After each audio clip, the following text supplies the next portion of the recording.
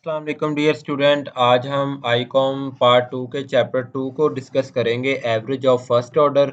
Icom part 2 की stat और ICS part 1 की स्टैट ये सेम ही है। इन दोनों के चैप्टर्स भी सेम है, शॉर्ट क्वेश्चन लॉन्ग क्वेश्चन भी सबके सेम है।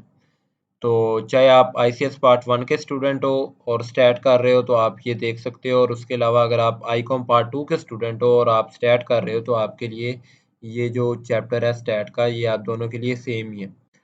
तो आज का जो चैप्टर है उसका नाम क्या है, एवरेज ऑफ फर्स्ट ऑर्डर। आज हम इस तीसरे चैप्टर की मुकम्मल जितने भी शॉर्ट क्वेश्चन और जितने भी लॉन्ग क्वेश्चन इसके बन सकते हैं वो सारे के सारे देखेंगे इसी एक वीडियो के अंदर। तो आपने लास्ट तक इस वीडियो को देखना है। कोई भी चीज़ समझ नहीं आती तो आप मुझे कमेंट करके पूछ सकते हैं। उसके अलावा अगर आपको ये नोट्स चाहिए तो जो स्क्रीन पर जो आपको नंबर शो हो रहा है, इस नंबर पर मुझे आप व्हाट्सअप करें, मैं आपको फ्री में ये सारे नोट्स सेंड कर दूंगा। तो एवरेज ऑफ फर्स्ट ऑर्डर को हम क्या बोल सकते हैं, मेजर ऑफ सेंट्रल टेंडेंसी भी बोल सकते हैं। सेंट्रल टेंडेंसी का क्या मतलब है, ऐसी वैल्यू जो किसकी तरफ से जा रही हो, सेंटर की तरफ। मतलब ऐसी वैल्यू जो हमें हमारे डाटा के सेंटर के बारे में बताए, उसको क्या बोलते हैं, हम एवरेज बोलते हैं। सबसे पहले टाइप्स ऑफ एवरेज है। टाइप्स ऑफ एवरेज कितनी है, सबसे पहले मीन है। तीन तरह के मीन होते हैं, एक अरिथमेटिक, एक जियोमेट्रिक और एक हार्मोनिक। उसके बाद मीडियन और मॉड। जो मीन आपका होता है वो दरअसल आपका सम ऑफ वैल्यूज होता है और divided by number of values होता है। मीडियन क्या होता है कि आप डाटा को क्या करते हो, असेंडिंग ऑर्डर में या डिसेंडिंग ऑर्डर में, या जो छोटे से बड़े की तरफ या बड़े से छोटे की तरफ अरेंज फॉर्म में लिखते हो। तो अगर उनका तादाद ऑड होगी तो दरमियान वाली जो मिडल वैल्यू होगी वो दरअसल उसका मीडियन होगी। अगर उनकी तादाद इवन होती है तो दरमियान वाली जो दो वैल्यूज होती हैं उनको हम दो से डिवाइड करते हैं, जो आंसर आएगा वो दरअसल हमारा मीडियन होगा। मॉड क्या होता है कि हम क्या करते हैं, हमारे डाटा में से मोस्ट फ्रीक्वेंट वैल्यू दरअसल हमारी क्या होती है, मोड होती है। मतलब फॉर एग्जांपल हमारे डाटा में टू सबसे ज्यादा मर्तबा आया तो टू टू हमारा क्या होगा, मॉड होगा। मॉड एक से ज्यादा भी हो सकते हैं, फॉर एग्जांपल टू भी तीन दफा आया है और चार भी तीन दफा है। तो ये दोनों दरअसल टू और फोर हमारे क्या कहलाएंगे, मॉड कहलाएंगे। तो आगे हम इसको डिटेल से पढ़ते हैं, अरिथमेटिक मीन को, ज्योमेट्रिक मीन को, हार्मोनिक मीन को और मीडियन और मॉड को। सबसे पहले एवरेज की डिफाइन है। इसका क्या मतलब है कि एवरेज क्या है, एक ऐसी सिंगल न्यूमेरिकल वैल्यू होती है जो पूरे डाटा को रिप्रेजेंट कर रही होती है। मतलब एवरेज को देखकर हमें पूरे डाटा के बारे में पता चल जाता है। जैसे अगर हमें क्लास की स्टूडेंट्स के एवरेज मार्क्स पता चल जाए तो हमें ये पता चल जाता है कि बाकी क्लास के स्टूडेंट्स के कितने मार्क्स होंगे। ठीक है। मतलब अगर हमें एवरेज पता है तो हम बता सकते हैं इस क्लास की इतनी एवरेज है और इतने पढ़ने वाले स्टूडेंट हैं, इतने नहीं पढ़ने वाले स्टूडेंट हैं। तो उसके बाद पूछते हैं, why an average also called a measure of location. Measure of location हम क्यों कह सकते हैं, लोकेशन हमें कैसे ये बताती है, क्योंकि जो एवरेज होती है वो हमें डाटा के सेंटर वैल्यू को बताते की लोकेशन के बारे में बताती है, इसलिए हम इसको क्या बोलते हैं, also called major of location. उसके बाद एवरेज को हम सेंट्रल टेंडेंसी इसलिए बोलते हैं क्योंकि ये टेंडेंसी का क्या मतलब होता है, रुझान। टेंड्स का क्या मतलब होता है, रुझान।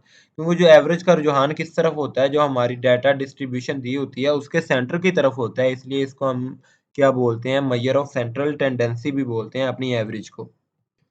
उसके बाद एवरेज की टाइप वो हमने पहले पढ़ ली है, पांच। उसके बाद आपकी एक अच्छी जो एवरेज होती है, गुड एवरेज की कौन कौन सी खसूसियात होती हैं, क्वालिटीज़ होती हैं। इसको कैलकुलेट करना आसान होना चाहिए, इसको समझना आसान होना चाहिए। ये तमाम ऑब्जर्वेशन मतलब जितनी भी वैल्यूज़ दी हुई हैं उन सब पर बेस होनी चाहिए। ये ना हो चंद वैल्यूज़ पर ही उसका हम आंसर निकाल लें, सारी वैल्यूज़ हमने कंसिडरेशन में रखनी है। उसके अलावा इसमें हमारे डाटा में कुछ बड़ी वैल्यू, बहुत छोटी वैल्यू होती हैं, कुछ बहुत बड़ी वैल्यू होती हैं।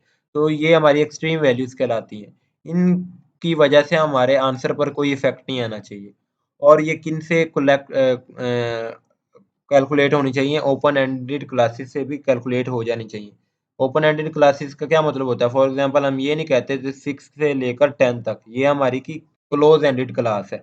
अगर हम ये कह दें 8 से बड़े जितने भी नंबर हैं वो इसमें इंक्लूड हैं, तो वो दरअसल ये हमारी क्या मतलब, हमने इसका एंड नहीं बताया, हमने ये कह दिया कि 8 से बड़े, तो 8 से बड़े जितने भी होंगे सारे इस क्लास में आ जाएंगे। तो ये दरअसल कौन सी होती है, हमारी ओपन एंडेड क्लास होती है। तो ओपन एंडेड क्लासेस से हमें क्या करना चाहिए, अगर जो एवरेज कैलकुलेट होगी वो हमारी क्या होगी, एक गुड एवरेज होगी। अरिथमेटिक मीन क्या होता है हमारे पास, the sum of all given observation divided by their number of observation. मतलब जितनी वैल्यूज हैं उनका सम लेकर और उनको डिवाइड कर दो जितनी उनकी तादाद है। मतलब 4 वैल्यूज़ है, उनको सबको सम करो और डिवाइड कर दो 4 से। तो ये हमारे पास क्या आ जाता है, अरिथमेटिक मीन। उसके बाद डायरेक्ट मेथड एक होता है और एक क्या होता है, इनडायरेक्ट मेथड। डायरेक्ट मेथड में हम जो सिंपल कि हम वैल्यूज़ का सम करते हैं और उनकी तादाद से डिवाइड कर देते हैं। इनडायरेक्ट मेथड में दो हमारे पास आगे मज़ीद मेथड आ जाते हैं। एक में हम जब हम ओरिजिन सिर्फ चेंज करें, ओरिजिन कैसे चेंज करते हैं, जब हम कोई वैल्यू प्लस या माइनस करें, और जब हम ओरिजिन भी चेंज करें और साथ स्केल भी चेंज करें, ये इसका दूसरा मेथड है। ओरिजिन चेंज कैसे किया, हमने कोई वैल्यू नहीं ऐड कर दी, और स्केल कैसे चेंज किया, हमने किसी वैल्यू से मल्टीप्लाई कर दिया या फिर डिवाइड कर दिया। इसकी अभी हम एक एग्जांपल देखते हैं जिससे इसकी कंप्लीट हमको समझ आ जाएगी। तो ये हमारे पास डाटा दिया हुआ है, अनग्रुप डाटा है, इसको हमने टेबल की फॉर्म में पहले लिखा है। अनग्रुप डाटा वो डाटा होता है जिसमें हमको फ्रीक्वेंसी नहीं दी होती, और ग्रुप डाटा वो डाटा होता है जिसमें हमें डाटा के साथ उस डाटा की फ्रीक्वेंसी भी साथ दी होती है। तो ये हमारे पास अनग्रुप डाटा है, हमने इसको टेबल की फॉर्म में पहले लिखा, उन तमाम वैल्यूज़ का सम ले लिया। इससे हम क्या कर सकते हैं, जब हमारे पास सम ऑफ वैल्यूज़ आ जाएँ, तो हम क्या कर सकते हैं, नंबर ऑफ वैल्यूज़ से डिवाइड करके हम क्या निकाल सकते हैं, अरिथमेटिक मीन निकाल सकते हैं, और ये हमारा अरिथमेटिक मीन का डायरेक्ट मेथड कहलाता है। इनडायरेक्ट मेथड में हमारे पास दो मेथड हैं, एक हम क्या कर सकते हैं, ओरिजिन को चेंज करके, और एक ओरिजिन और स्केल दोनों को चेंज करके। ओरिजिन को हम कैसे चेंज करते हैं, ओरिजिन को चेंज करने के लिए हमारे पास फार्मूला क्या है, A plus summation D over N. इसमें ए और डी क्या है वो हम इधर देखते हैं, वो कैसे निकालना है हमने। ए वो कोई भी वैल्यू जो हम एक्स में से कोई भी एक वैल्यू अगर हम चूज कर लें वो हमारा ए कहलाएगा। उस ए को हर एक्स की वैल्यू में से जब आप माइनस करते जाओगे तो आपके पास क्या आता जाएगा, डी की वैल्यू आती जाएगी।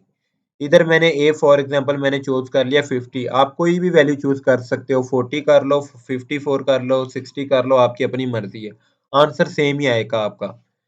तो मैंने इधर 50 को चूज किया, तो 50 को मैं हर वैल्यू में से माइनस करूंगा। 50 को मैंने 50 में से माइनस किया, 0 आ गया। 67 में से किया, 17 आ गया। हर वैल्यू में से मैं माइनस करता जा रहा हूँ, और जो जो उसकी वैल्यू आती जा रही है वो मैं लिखता जा रहा हूँ। 43 में से 50 को माइनस किया तो -7 आ गया। अब इन सब वैल्यूज को मैंने ऐड किया तो मेरे पास समीशन डी आ गया। समीशन डी का क्या मतलब होता है, सम ऑफ ऑल वैल्यूज। तो समीशन डी मेरे पास आया -11।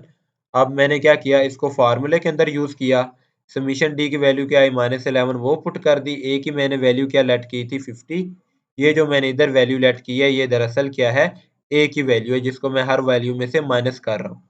तो ए की वैल्यू पुट की, डी की समीशन डी की वैल्यू पुट की, एन की वैल्यू 18 है, तो मेरे पास दोबारा से वही सेम आंसर आ गया 48.63। ये दरअसल मेथड डिफरेंट है लेकिन आंसर सबका सेम ही आएगा, क्योंकि हम क्या फाइंड कर रहे हैं, अरिथमेटिक मीन। उसके बाद हम ओरिजिन भी चेंज करेंगे और स्केल भी चेंज करेंगे। तो हम ये वाला फार्मूला लगा के क्या करेंगे, दोबारा से अरिथमेटिक मीन निकालेंगे। अब इसमें ए क्या है, यू क्या है और एच क्या है, अब हम इधर देखते हैं। इधर u हम कैसे निकालेंगे, u हमने जो d की वैल्यू निकाली थी x-5, उसको डिवाइड कर देंगे हम u की वैल्यू से, और किसकी वैल्यू से, h की वैल्यू से। इधर 5 क्या हमारी h की वैल्यू, x-5 क्या d की वैल्यू, और इन दोनों को डिवाइड करने से हम क्या निकाल रहे हैं, u की वैल्यू। 5 हमारे पास कहाँ से आया है, 5 हमने खुद से लेट कर लिया, ठीक है। 5 हमने खुद से क्या किया, वैल्यू लेट कर लिए। आप कोई भी 5 कोई भी वैल्यू लेट कर सकते हो। 5 दरअसल इधर हमारी h की वैल्यू है, ठीक है। 5 क्या है, दरअसल हमारी इधर h की वैल्यू है जो हम आगे फार्मूले में भी पुट करेंगे। तो h की वैल्यू आप कोई भी लेट कर सकते हो। इधर हम u की वैल्यू कैसे निकाल रहे हैं, क्योंकि हमने इधर ओरिजिन चेंज किया। ओरिजिन कैसे चेंज किया, 50 को माइनस करके, और स्केल कैसे चेंज किया, 5 को डिवाइड करके। तो हमने इधर ओरिजिन भी चेंज किया और स्केल भी चेंज किया। इधर हमने सिर्फ ओरिजिन चेंज किया था 50 को x में से माइनस करके। इधर हम क्या कर रहे हैं, 50 को x में से माइनस भी कर रहे हैं और साथ साथ माइनस करके ओरिजिन चेंज कर रहे हैं, और डिवाइड करके 5 से हम इसका स्केल भी चेंज कर रहे हैं। 5 इधर क्या हमारे पास h की वैल्यू है। तो सिंपली x-50 तो हमने निकाल लिया। अब उसी वैल्यू को अपने 5 से डिवाइड करना है। पहले 0 को 5 से डिवाइड किया, 0 आ गया। 17 को 5 से डिवाइड किया, 3.4 आ गया। -11 को 5 से डिवाइड किया, -2.2 आ गया। इसी तरह -7 को 5 से डिवाइड किया, -1/4 आ गया। सारी u की वैल्यू निकाल ली। फिर हमने समीशन यू निकाला, सब यू की वैल्यू का सम, वो हमारे पास क्या आया -2.2। अब हमने इस वैल्यू को इस फार्मूले में पुट कर देना आगे। तो फार्मूले में हमने ए की वैल्यू हमने क्या ली थी 50, जो ये ऊपर है फार्मूला, नीचे वाला क्वेश्चन आ गया था। तो हमने ए की वैल्यू क्या ली थी 50, समीशन यू की वैल्यू हमारे पास -2.2 आई, वो पुट कर दी। एन की वैल्यू क्या थी हमारे पास 8, वो पुट कर दी, मल्टीप्लाई कर दिया। एच की वैल्यू वो हमने क्या ली थी 5, जिससे हमने तमाम वैल्यूज को डी की वैल्यूज को डिवाइड किया। तो हमने ये तमाम वैल्यूज पुट की और आंसर हमारा क्या आ गया दोबारा से 48.63। ठीक है, तो सबका आंसर सेम ही आएगा, बस फार्मूले क्या हैं और मेथड क्या हैं सबके डिफरेंट हैं। उसके बाद हमने ग्रुप डाटा के लिए अरिथमेटिक मीन फाइंड करना है, वो कैसे फाइंड करेंगे उसका फार्मूला भी देखते हैं। ये क्या हमारे पास ग्रुप डाटा है, मतलब हमें टेबल की फॉर्म में डाटा दिया हुआ है और साथ साथ उसकी फ्रीक्वेंसी भी दी हुई है। जब भी हमें डाटा दिया हो और डाटा के साथ डाटा की फ्रीक्वेंसी दी हो, उस डाटा को हम क्या बोलेंगे, ग्रुप डाटा बोलेंगे। अगर हमें डाटा दिया हुआ है लेकिन उसके साथ उस डाटा की फ्रीक्वेंसी नहीं दी हुई, तो वो डाटा हमें हमारा क्या कहलाएगा, अनग्रुप डाटा कहलाएगा। अगर हमें डाटा दिया हुआ है और उस डाटा के साथ हमें डाटा की फ्रीक्वेंसी भी दी हुई है, तो ये हमारा डाटा कौन सा कहलाएगा, ग्रुप डाटा कहलाएगा। ठीक है, तो ये जो ग्रुप डाटा के तीन फार्मूले हैं, एक डायरेक्ट मेथड से, एक दो क्या है इनडायरेक्ट मेथड से, एक जिसमें ओरिजिन चेंज करते हैं और एक जिसमें ओरिजिन भी चेंज करते हैं और स्केल भी चेंज करते हैं। तो डायरेक्ट मेथड कौन सा है, summation F x over F. पहले आपने एफ इंटू एक्स फाइंड करना है, ये इधर फाइंड किया हुआ है। हमें कौन सी वैल्यू दी होंगी, क्लासेस दी होंगी, फ्रीक्वेंसी दी होगी और एक्स की वैल्यू क्या दी होगी हमें। ये भी हो सकता है कि आपको क्लासेस दी हुई हों और आपको फ्रीक्वेंसी दी हो, लेकिन आपको एक्स की वैल्यू ना दी हो। अगर इस तरह हो तो आपने क्या करना है, आपने क्लासेस में से जो अपर लिमिट है और लोअर लिमिट है इसको ऐड करना है। इसको फॉर एग्जांपल इधर आप ऐड करते हो तो आपके पास बनेगा 19 आंसर, और जो आंसर है उसको डिवाइड कर देना 2 पे। 2 पे जब डिवाइड करोगे आपके पास क्या आ जाएगा 9.5। इस तरह आपने इनको ऐड करना है, तो क्या आंसर है 9.8 को और 10.2 को ऐड करोगे तो 20 आंसर आएगा। 20 को 2 से डिवाइड करोगे तो क्या आ जाएगा 10। तो इसी तरह आपने सबको ऐड करते जाना, 2 पे डिवाइड करते जाना और आपके पास क्या आ जाएंगी, एक्स की वैल्यूज आ जाएंगी। अगर आपको एक्स की वैल्यूज नहीं दी हुई तो आप खुद से भी निकाल सकते हो। उसके बाद आपने एफ एक्स कैलकुलेट करना है, एफ एक्स पुट करना है, एफ एक्स का सम सबका निकाल के एफ की वैल्यू का सम निकाल के वो पुट करना है, इनका सम, आंसर आपके पास ये आ जाएगा।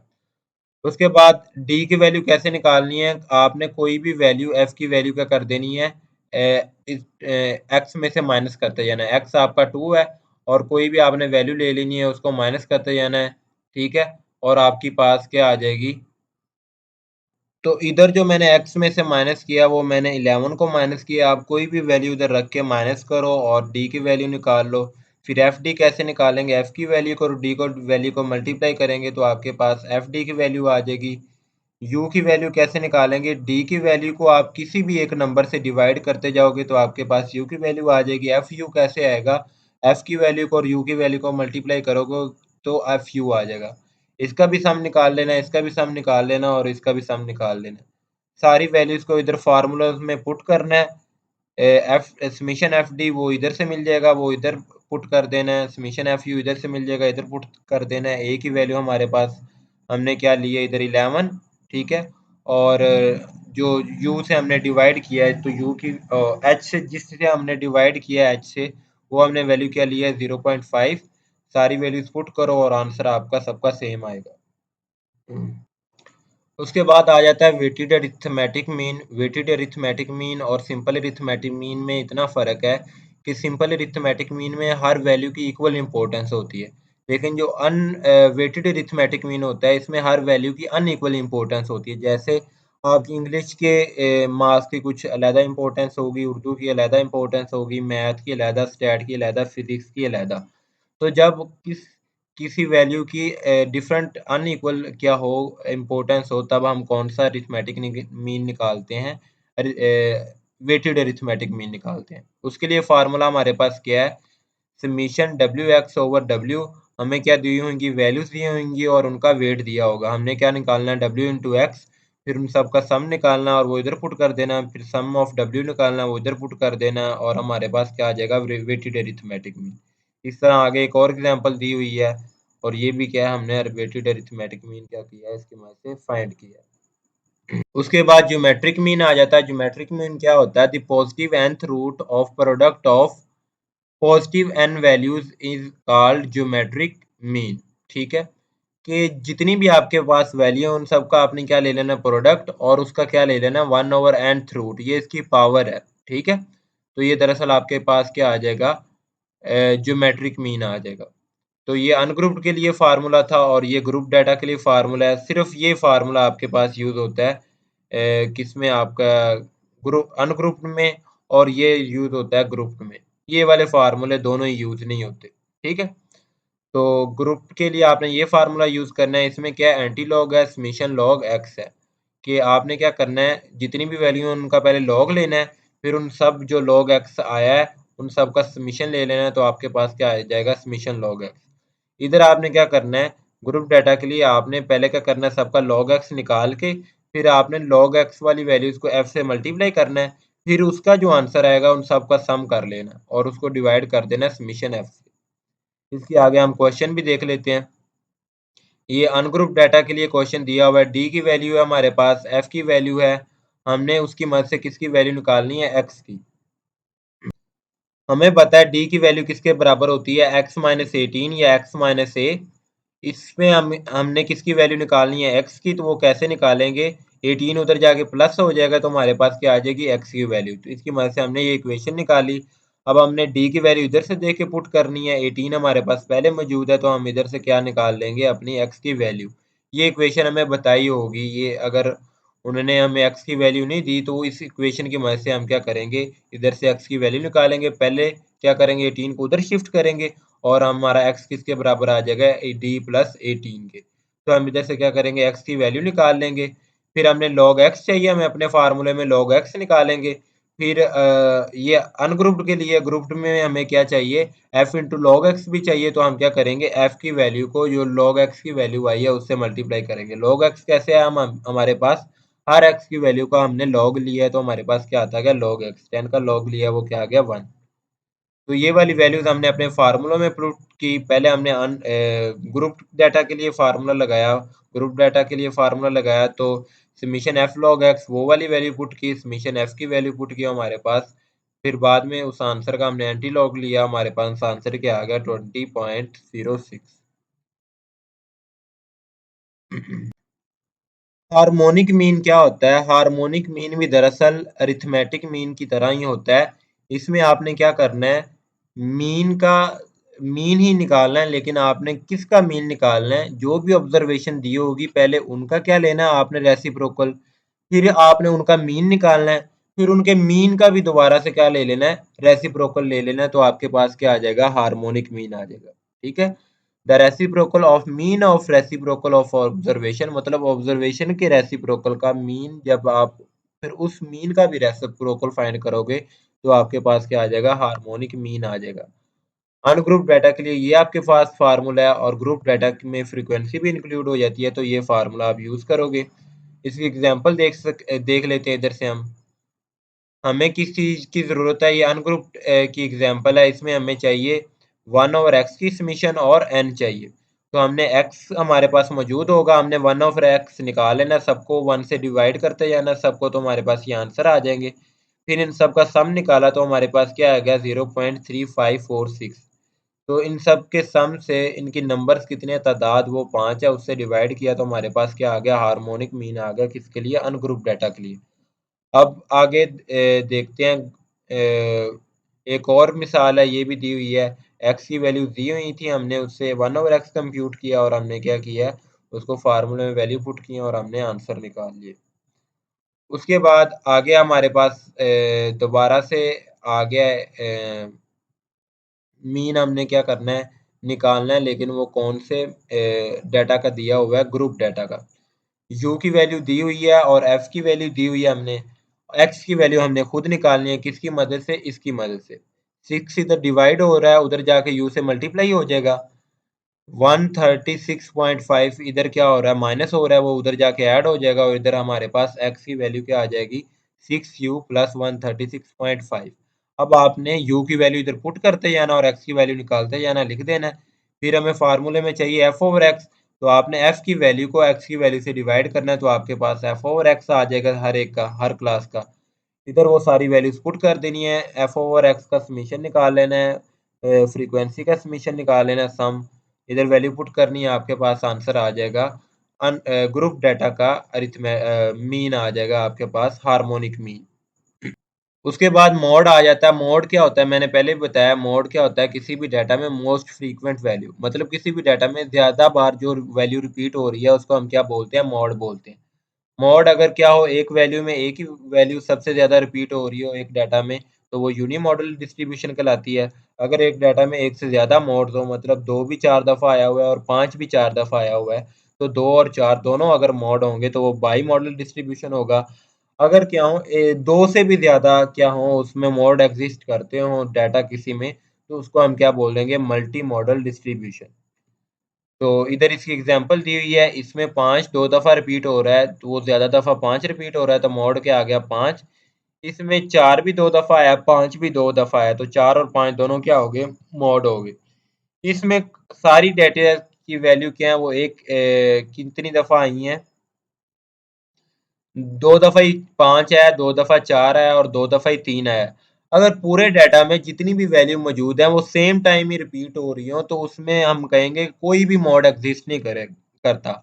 हम ये नहीं कहेंगे कि ये मल्टी मॉडल है। मल्टी मॉडल होने के लिए उसमें कम से कम एक ऐसी वैल्यू होनी चाहिए जो कि किसी भी टाइम रिपीट ना हो रही हो, मतलब सिर्फ एक टाइम हो और बाकी उससे कुछ ज्यादा टाइम्स हो, तब आपका क्या होगा, मल्टी मॉडल एग्जिस्ट करेगा। लेकिन अगर सारी वैल्यू सेम टाइम ही क्या कर रही हैं, एग्जिस्ट कर रही हैं, तीन भी दो दफा, चार भी दो दफा, पांच भी दो दफा, तो ये इसमें कोई मॉड एग्जिस्ट नहीं करता। जो हमारा ग्रुप डाटा होता है, अगर आप उसमें मोड निकालना चाहते हो, पहले हमने अनग्रुप्ड के लिए पढ़ा, वो तो सिंपल है, जितनी दफा कोई वैल्यू रिपीट हो रही है, जिसमें सबसे ज्यादा दफा जो भी वैल्यू रिपीट हो रही है वो दरअसल हमारा क्या होगा, मोड। ग्रुप डाटा में क्या फार्मूला होगा, हमें क्लासेस दी होंगी और हमें क्या दी होंगी, फ्रीक्वेंसी दी होंगी। हमें उनकी मदद से क्या बनानी है, क्लास बाउंड्री। क्लास बाउंड्री कैसे बनाते हैं, मैंने पहले भी बताया।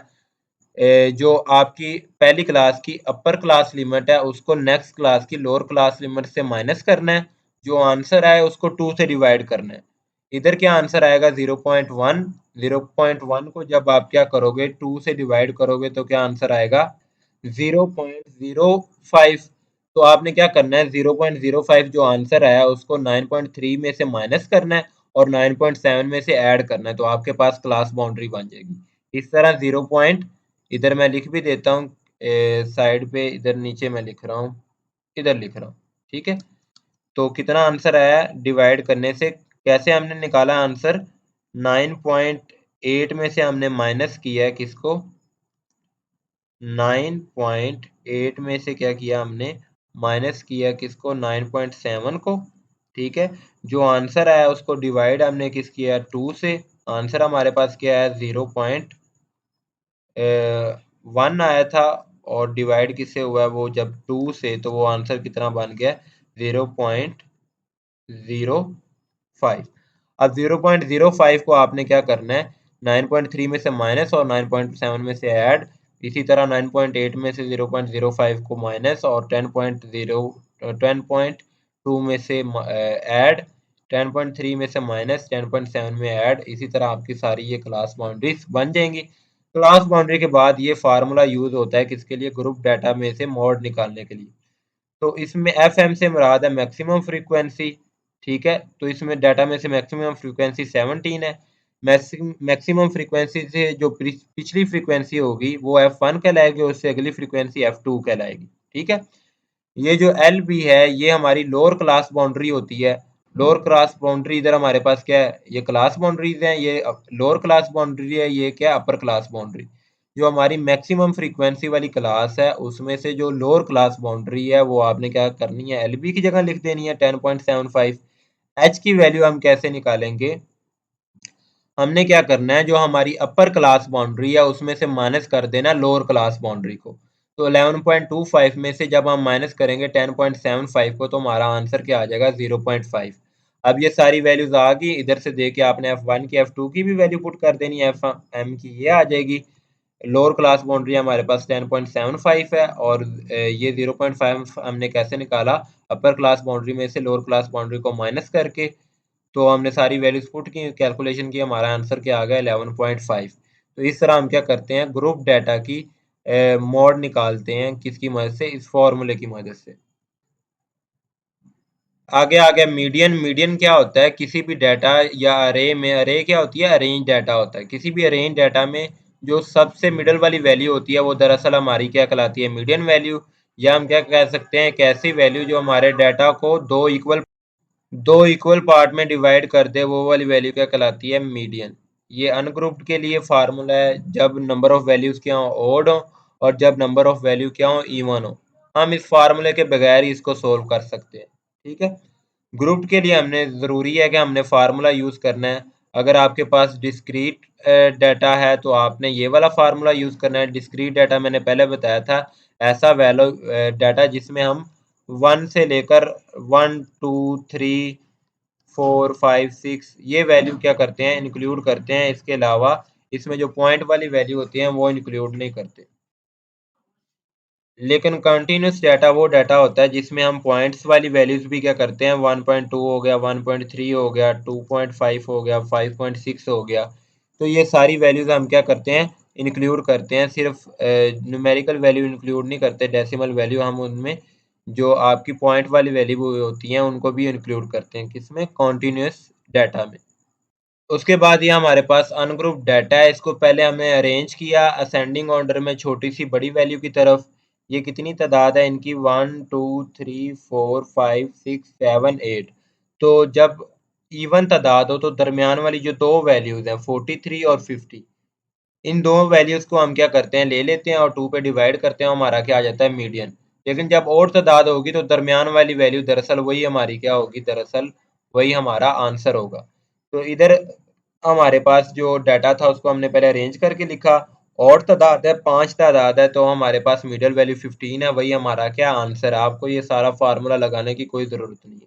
ठीक है, उसके बाद अगर हमारे पास डिस्क्रीट डाटा, ये डिस्क्रीट डाटा है ना, इसमें पॉइंट वाली कोई वैल्यू नहीं है। इसकी फ्रीक्वेंसी दी हुई है, हमने क्या किया, समेशन ऑफ फ्रीक्वेंसी किया, +1 किया, 2 से डिवाइड किया, हमारे पास वो वाली वैल्यू हमने क्या कर ली, कैसे फाइंड करनी है, दरअसल हमें इसके लिए एक क्यूमुलेटिव फ्रीक्वेंसी भी निकालनी पड़ती है। क्यूमुलेटिव फ्रीक्वेंसी कैसे निकालते हैं, करंट क्लास की फ्रीक्वेंसी प्लस प्रीवियस क्लासेस की फ्रीक्वेंसी। इसमें यही क्लास थी करंट, तो यही आंसर आएगा। 11 हमारे पास कैसे है, ये क्लास की फ्रीक्वेंसी 6 + 5, तो हमारे पास 11 आ गया। ये 15 कैसे आया, 4 + 6 + 5, तो हमारे पास क्या आ गया, 15। 19 कैसे आया, करंट क्लास की फ्रीक्वेंसी प्लस प्रीवियस क्लास की फ्रीक्वेंसी, हमारे पास क्या आ गया, 19। 20 कैसे आया, 19 जो प्रीवियस क्लास की फ्रीक्वेंसी थी उसमें हमने 1 ऐड किया, तो हमारे पास क्या आ गया, 20। आप इस तरह से भी कर सकते हो, पिछली क्लास की फ्रीक्वेंसी क्या थी, 11, उसमें करंट क्लास की फ्रीक्वेंसी ऐड करो 4, तो आपके पास क्या बन गया, 15।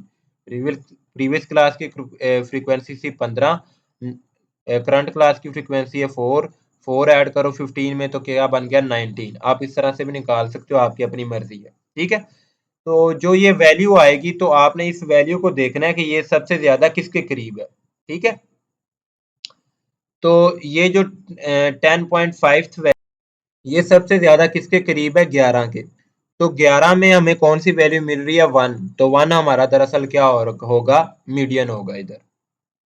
इस तरह ये आगे एक और एग्जांपल है। ये हमारा कौन सा डाटा है, कॉन्टिन्यूस डाटा है, इसमें पॉइंट वाली वैल्यूज भी क्या है, इंक्लूड है। हमें मिड वैल्यूज दी हुई हैं और फ्रीक्वेंसी दी हुई है। हमने क्या करना है, इसकी मदद से क्लास बाउंड्रीज खुद निकालनी है। क्लास बाउंड्रीज हमने कैसे निकालनी है, जो नेक्स्ट मिड वैल्यू है उसमें से प्रीवियस मिड वैल्यू को माइनस करेंगे और डिवाइड किससे करेंगे, 2 से। जो आंसर आएगा उसको एक दफ़ा इसमें से माइनस और एक दफ़ा प्लस।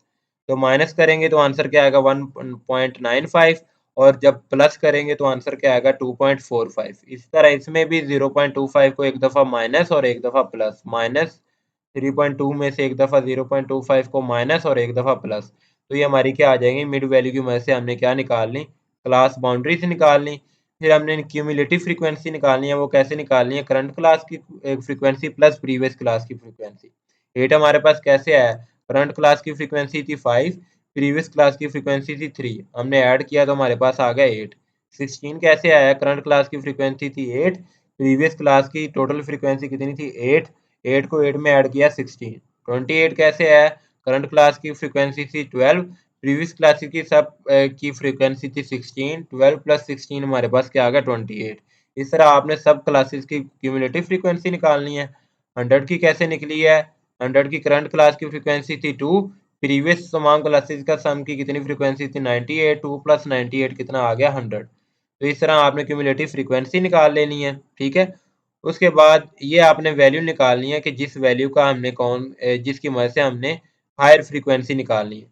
ये इधर जो आपकी एल बी है ये आपकी लोअर क्लास बाउंड्री है, एफ क्या है आपकी हायर फ्रीक्वेंसी। ये हमें कैसे पता चलेगा? इस फार्मूले की मदद से समीशन एफ ओवर 2, फार्मूला हमें क्या बता रहा है? 50, ठीक है। समीशन एफ किया ये सारा तो 100 आया, 100 को 2 से डिवाइड किया 50, 50 वैल्यू कहाँ पर एग्जिस्ट कर रही है? 46 के बाद, 46 के बाद कौन सी वैल्यू आ रही है फ्रीक्वेंसी की? 24। तो 24 हमारी क्या होगी? मैक्सिमम वैल्यू होगी।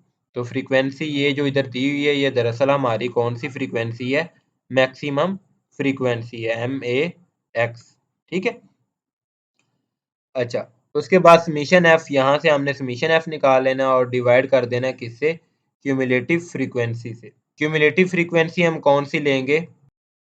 क्यूमुलेटिव फ्रीक्वेंसी हम वो वाली फ्रीक्वेंसी लेते हैं, वो वाली फ्रीक्वेंसी जिसकी फ्रीक्वेंसी सबसे ज्यादा है और उस क्लास से जो प्रीवियस क्लास वाली क्यूमुलेटिव फ्रीक्वेंसी होगी उसको हम सी की जगह लिखेंगे।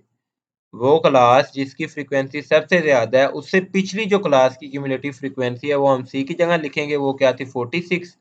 सारी वैल्यू पुट की, हमारा आंसर क्या आ गया? 4.53। ये हमारी मीडियन की वैल्यू आ गई। तो इधर जो हमारा एल बी क्या है वो हमारी लोअर क्लास बाउंड्री है। जो हमारी हायर फ्रीक्वेंसी थी उसी क्लास में हमने उसी क्लास की लोअर क्लास बाउंड्री निकालनी है। 24 वाली क्लास में हमने देखा इसकी लोअर क्लास बाउंड्री क्या? 4.45 और अपर क्लास बाउंड्री क्या? 4.95। तो हमने lower class boundary L B की जगह पुट की 4.45। एच की वैल्यू कैसे निकालते हैं? उसी क्लास की या किसी भी क्लास की आप अपर क्लास बाउंड्री में से माइनस कर दो लोअर क्लास बाउंड्री तो वो हमारे पास क्या आ जाएगा? 0.5। वो एच की वैल्यू की जगह पुट कर देना है, मैक्सिमम फ्रीक्वेंसी 24 है वो पुट कर दी। समीशन एफ हमारे पास क्या है? तमाम फ्रीक्वेंसी का सम। वो कितना आया हमारे पास? 100 आया था। 100 को डिवाइड जब 2 से किया तो क्या बन गया? 50 माइनस 46। 46 क्या हमारी क्यूमुलेटिव फ्रीक्वेंसी? क्यूमुलेटिव फ्रीक्वेंसी मैंने बताया जो हमारी सबसे हाईएस्ट फ्रीक्वेंसी होगी उस क्लास से जो प्रीवियस क्लास की क्यूमुलेटिव फ्रीक्वेंसी होगी वो हमने सी की जगह पर लिखनी है। सारी वैल्यूज पुट की, आंसर आ गया। तो ये हमारा ग्रुप डाटा के लिए हमने क्या निकाल लिया? मीडियन निकाल लिया। तो यहाँ तक आपका जो आपका तीसरा चैप्टर है वो आपका कंप्लीट होता है। तो यहाँ तक आपका कोई भी क्वेश्चन हो आप मुझसे पूछ सकते हैं। आपको ये नोट्स चाहिए तो स्क्रीन पर जो नंबर शो हो रहा है इस नंबर पर आप मुझे मैसेज करें, मैं आपको फ्री में ये सारे नोट्स सेंड कर दूंगा। इसके अलावा बाकी तमाम लेक्चर भी मैंने यूट्यूब पर प्लेलिस्ट बनाकर डाले हुए हैं। आप उन वीडियोस को जाकर देखें और अपने इम्तिहानात की तैयारी करें। ओके देन, अल्लाह हाफिज़, बेस्ट ऑफ लक।